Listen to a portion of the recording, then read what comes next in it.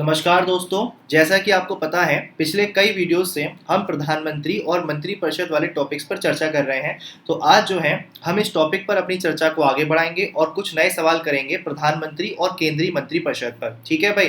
तो आगे बढ़ने से पहले एक बात जान लीजिएगा, इस वीडियो के डिस्क्रिप्शन में आपको अनअकैडमी ऐप का लिंक मिलेगा, मेरी प्रोफाइल का लिंक मिलेगा। तो अनअकैडमी ऐप को डाउनलोड कीजिएगा, वहां पर मेरी प्रोफाइल विजिट कीजिएगा, वरुण पचौरी, उसको फॉलो कीजिएगा, जिससे आपको मेरी क्लासेस इत्यादि सब कुछ मिलेगा। और अगर आप अनअकैडमी को सब्सक्राइब कर रहे हैं या वहाँ का फ्री कंटेंट इस्तेमाल कर रहे हैं तो कूपन कोड सिविल हिंदीपीडिया लगाइएगा। सब्सक्रिप्शन में आपको जो है अच्छा खासा डिस्काउंट मिल जाएगा और फ्री कंटेंट आप एक्सेस कर पाएंगे। तो भाई शुरुआत करें आज के टॉपिक की। चलिए तो शुरुआत करते हैं और देखते हैं आज का पहला सवाल क्या है। क्वेश्चन नंबर 1 है, मंत्रिमंडल के संदर्भ में निम्नलिखित कथनों का मूल्यांकन कीजिएगा। पहला स्टेटमेंट है मंत्रिमंडल मंत्री परिषद का एक भाग होती है, और दूसरा स्टेटमेंट है मंत्रिमंडल में कैबिनेट मंत्री और राज्य मंत्री शामिल होते हैं। निम्नलिखित में से सही विकल्प का चुनाव करना है। ऑप्शन ए केवल एक सही है, ऑप्शन बी केवल 2 सही है, ऑप्शन सी 1 और 2 सही है, ऑप्शन डी उपरोक्त में से कोई सही नहीं है।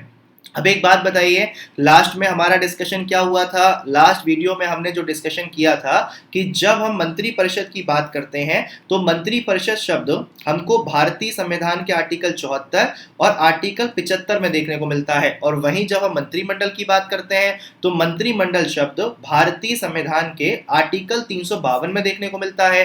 अब यहाँ पर जानने योग्य बात यह है कि आखिर मंत्री परिषद में कौन कौन होता है। मंत्री परिषद में कैबिनेट मंत्री होते हैं, राज्य मंत्री होते हैं और उपमंत्री होते हैं। और वहीं अगर हम बात जो है मंत्रिमंडल की करें तो मंत्रिमंडल में कौन होते हैं? मंत्रिमंडल में केवल और केवल कैबिनेट मंत्री होते हैं। तो ऐसे में अगर हम मंत्री परिषद को देख रहे हैं तो मंत्री परिषद में कौन कौन है? मंत्री परिषद में आपके कैबिनेट मंत्री हैं, प्लस राज्य मंत्री हैं, प्लस आपके उपमंत्री हैं। और जब हम मंत्रिमंडल की बात करते हैं तो मंत्रिमंडल में कौन है? मंत्रिमंडल में केवल और केवल कैबिनेट मंत्री हैं। इसीलिए मंत्रिमंडल मंत्री परिषद का एक भाग होती है। अब देखिएगा, पहला स्टेटमेंट है मंत्रिमंडल मंत्री परिषद का एक भाग होती है, तो पहला स्टेटमेंट करेक्ट है। अब दूसरा स्टेटमेंट देखिए, मंत्रिमंडल में कैबिनेट मंत्री और राज्य मंत्री शामिल होते हैं। ये स्टेटमेंट आपका इनकरेक्ट है, क्योंकि मंत्रिमंडल में केवल और केवल कैबिनेट मंत्री होते हैं, राज्य मंत्री मंत्रिमंडल में शामिल नहीं होते हैं। अगर हम मंत्री परिषद की बात करते तो मंत्री परिषद में कैबिनेट मंत्री, राज्य मंत्री और उपमंत्री होते। तो इस क्वेश्चन का आंसर क्या होगा? इस क्वेश्चन का आंसर होगा ऑप्शन ए। ठीक है भाई, चलें अगले सवाल पर। चलिए अब चलते हैं अगले क्वेश्चन की तरफ। क्वेश्चन नंबर है हमारे सामने दूसरा, निम्नलिखित में से प्रथम गैर कांग्रेसी प्रधानमंत्री कौन थे? Option A Gulzari Lal Nanda, option B Lal Bahadur Shastri, option C Morarji Desai, option D है चरण सिंह। अब ऐसे में अगर हम भारत के प्रधानमंत्रियों की सूची की बात करें तो 1947 से लेकर 1964 तक भारत के जो प्रधानमंत्री रहे थे वो पंडित जवाहरलाल नेहरू रहे थे, और पंडित जवाहरलाल नेहरू यहाँ पर कांग्रेस पार्टी संबंधित हैं। अगर उनकी बात करें तो 1964 में पंडित जवाहरलाल नेहरू की मृत्यु के बाद कुछ समय के लिए कार्यकारी प्रधानमंत्री बनते हैं, उनका नाम है गुलजारी लाल नंदा जी। तो गुलजारी लाल नंदा किस पार्टी से रिलेटेड थे? ये आपके कांग्रेस पार्टी से रिलेटेड थे। उसके बाद अगर बात करें तो 1964 से लेकर 1966 तक भारत के जो प्रधानमंत्री बनते हैं वो लाल बहादुर शास्त्री जी बनते हैं, और ये किस पार्टी से संबंधित थे?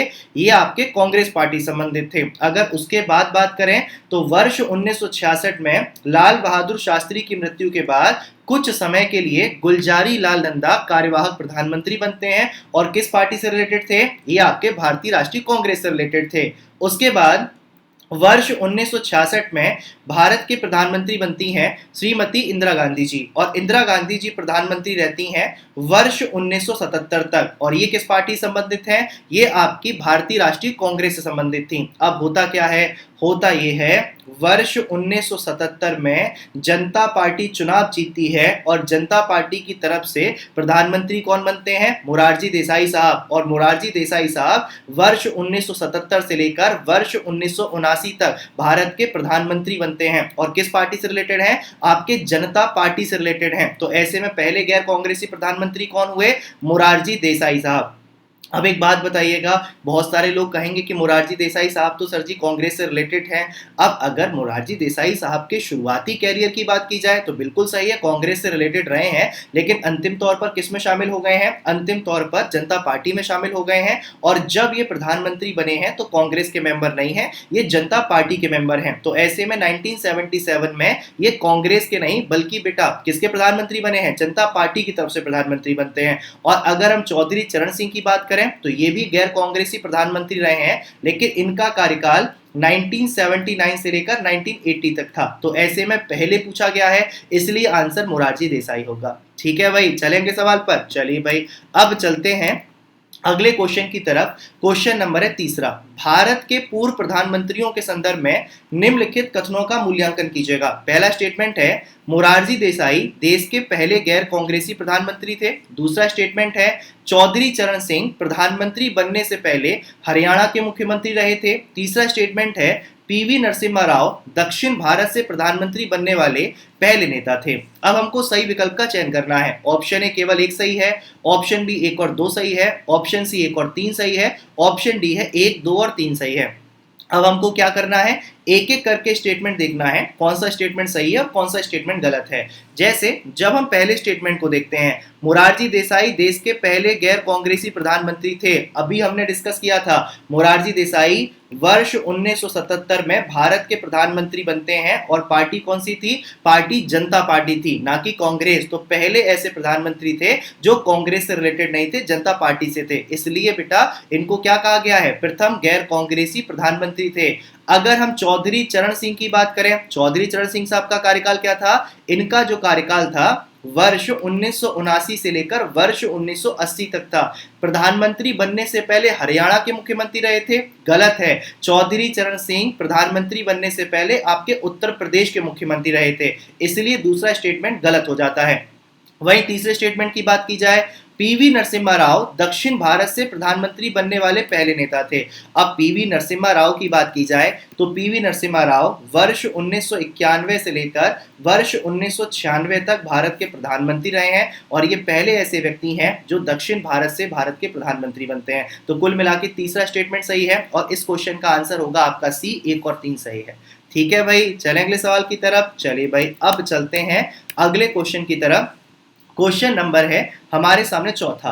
केंद्रीय मंत्री परिषद के सदस्य निम्नलिखित में से किसे अपना त्यागपत्र सौंपते हैं? ऑप्शन ए लोकसभा अध्यक्ष, ऑप्शन बी गृह मंत्री, ऑप्शन सी भारत का राष्ट्रपति, ऑप्शन डी भारत का प्रधानमंत्री।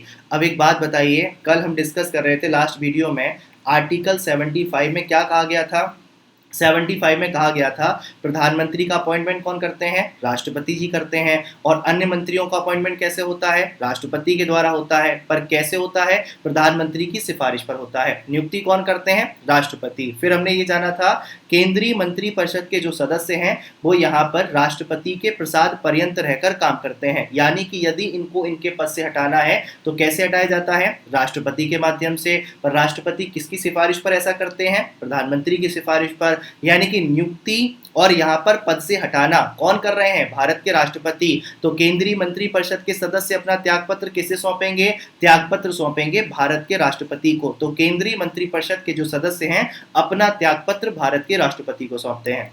ठीक है, चलिए भाई, तो उम्मीद करते हैं आज का वीडियो आपको बहुत अच्छा लगा होगा। इसी तरह के अच्छे अच्छे वीडियो आपके लिए लाए जाते रहें तो वीडियो को लाइक कीजिएगा, चैनल को सब्सक्राइब कीजिएगा और वीडियो को ज़्यादा से ज़्यादा शेयर कीजिएगा। इसके अलावा एक बात और, अनअकैडमी ऐप पर आपके लिए बहुत सारी क्लासेस चल रही हैं। अनअकैडमी ऐप को डाउनलोड कीजिए। यहाँ पर वीडियो के डिस्क्रिप्शन में आपको अनअकैडमी ऐप का लिंक मिल जाएगा, मेरी प्रोफाइल का भी लिंक मिल जाएगा। तो अनअकैडमी ऐप को डाउनलोड कीजिएगा। यूपीएससी, सीएससी, जीएस वहाँ पर अपना गोल सेलेक्ट कीजिएगा, वरुण पचौरी वहाँ पर सर्च कीजिएगा। वहाँ पर आपको देखने को मिलेंगी कि वहाँ पर क्लासेस चल रही हैं, फ्री क्लासेस भी हैं, पेड क्लासेस भी हैं। फ्री क्लासेस अगर ज्वाइन करनी है तो कूपन कोड लगेगा सिविल हिंदीपीडिया, CIVILHINDIPEDIA।